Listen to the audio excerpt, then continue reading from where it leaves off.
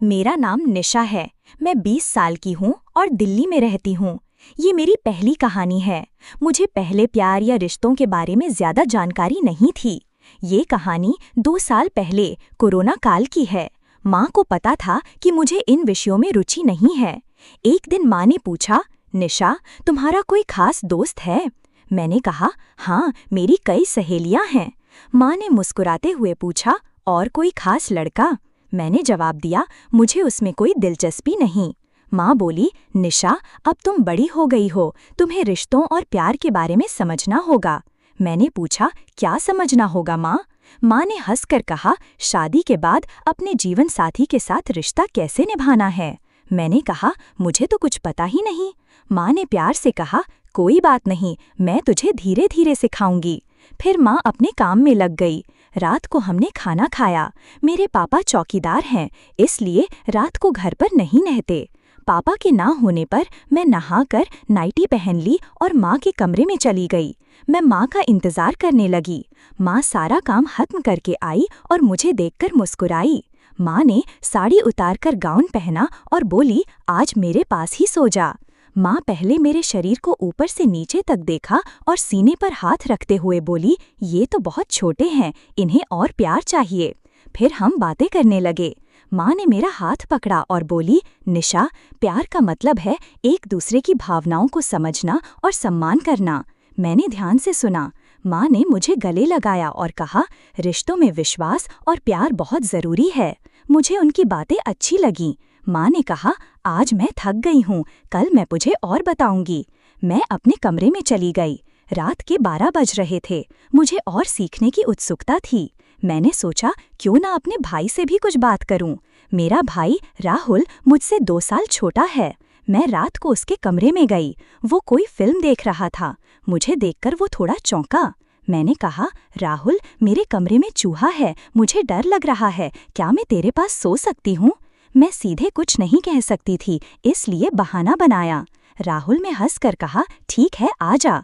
मैं उसके पास जाकर कंबल ओढ़कर लेट गई। वो फिल्म देख रहा था। उसने फ़ोन बंद किया और मेरे पास लेट गया। थोड़ी देर बाद राहुल ने मुझसे बात शुरू की। उसने पूछा, निशा, तुझे माँ ने क्या सिखाया? मैंने शर्माते हुए कहा, माँ ने बताया कि प्यार का मतलब है एक दूसरे का ख्याल रखना। राहुल ने मुस्कुराकर कहा, हाँ, ये सही है, लेकिन रिश्तों में मस्ती भी ज़रूरी है। मैंने हंसकर पूछा, कैसी मस्ती? वो बोला, जैसे हम भाई बहन मजाक करते हैं। हम दोनों हंसने लगे। फिर मैंने कहा, राहुल, मेरे कमरे में सचमुच चूहा है। वो हंसकर बोला, अरे, ये चूहा तो बस रास्ता भटक गया है, डर मत।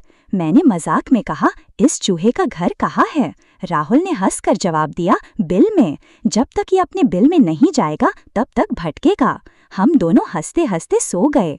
अगली रात मैं फिर माँ के पास गई। माँ ने मुझे देखकर मुस्कुराते हुए कहा, निशा, फिर सीखने का मन है? मैंने शर्माते हुए कहा, हाँ माँ, आपने कहा था ना कि आप और सिखाएंगी। माँ ने हंसकर कहा, आज मैं तुझे रिश्तों की और बातें बताऊंगी। माँ ने मुझे पास बुलाया और कहा, निशा, प्यार में धैर्य और समझ बहुत ज़रूरी है। अपने जीवन साथी के साथ हमेशा खुलकर बात करनी चाहिए। मैंने ध्यान से सुना। माँ ने मुझे गले लगाया और बोली, रिश्तों में प्यार और सम्मान से सब कुछ संभव है। मुझे उनकी बातें बहुत अच्छी लगी।